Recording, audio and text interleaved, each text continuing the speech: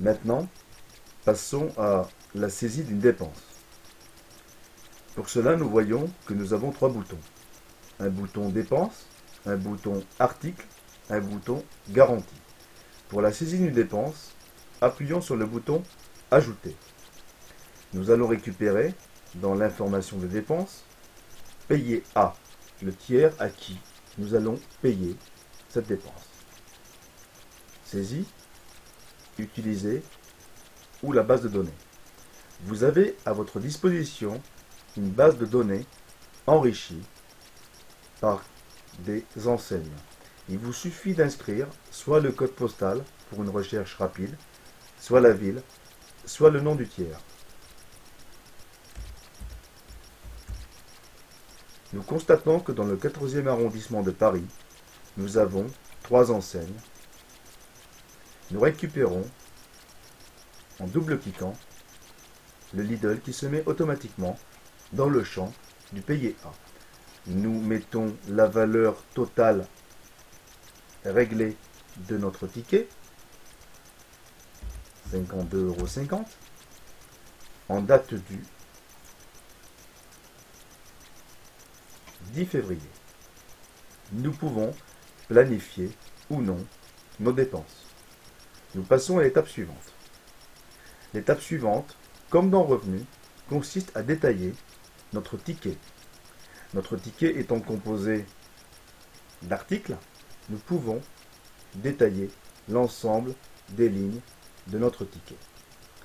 Nous pouvons choisir un thème, une soirée entre amis, une nature, dans la base alimentation, une sous-catégorie et une catégorie fruits et légumes, une sous-catégorie des fruits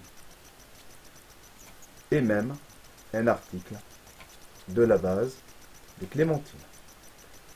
Nous vous inscrivons le montant des clémentines, la quantité achetée, le prix total s'affiche. Et si nous avions une promotion sur le produit, nous appuyons sur le bouton promotion et nous indiquons le montant de la promotion et nous pouvons ajouter. Nous revenons. Nous ajoutons la ligne qui s'incrémente automatiquement et il nous reste un solde de 50 €. Nous dupliquons, on modifie et on change simplement la sous-catégorie en légumes. Nous enlevons l'article, nous allons récupérer un article de la base, des poireaux, pour un montant de 5 € et nous modifions. Nous pouvons continuer ainsi jusqu'à ce que toutes les lignes de nos articles soient remplies. Nous pouvons ne pas choisir d'article, ne pas choisir de sous-catégorie, tout simplement conserver une nature et une catégorie, boucherie, mettre le montant total de la boucherie et modifier. Nous sommes à 22,50 €, il nous reste un solde de 30 €. Nous dupliquons, modifions la ligne, nous changeons de catégorie et nous passons en poissonnerie.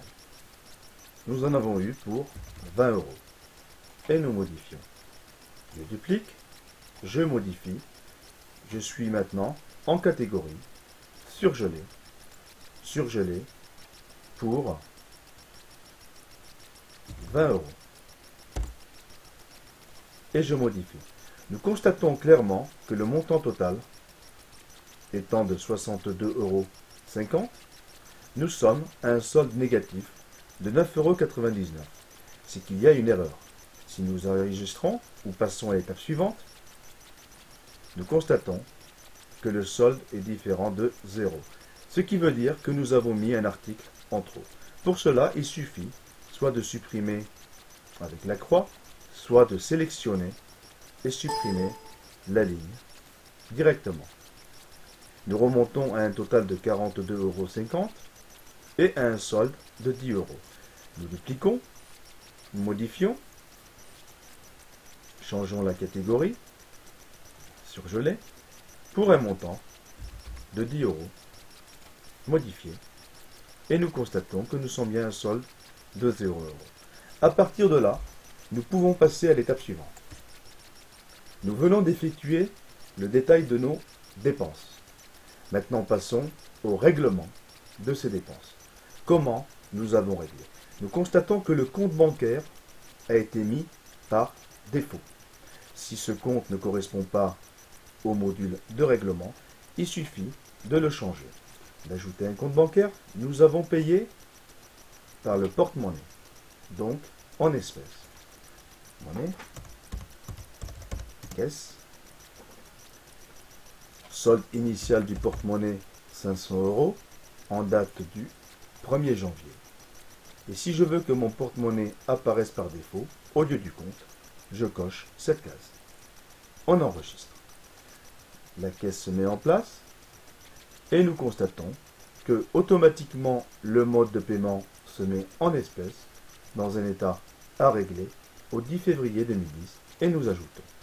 L'opération étant finalisée, nous pouvons enregistrer et retourner à la liste des règlements.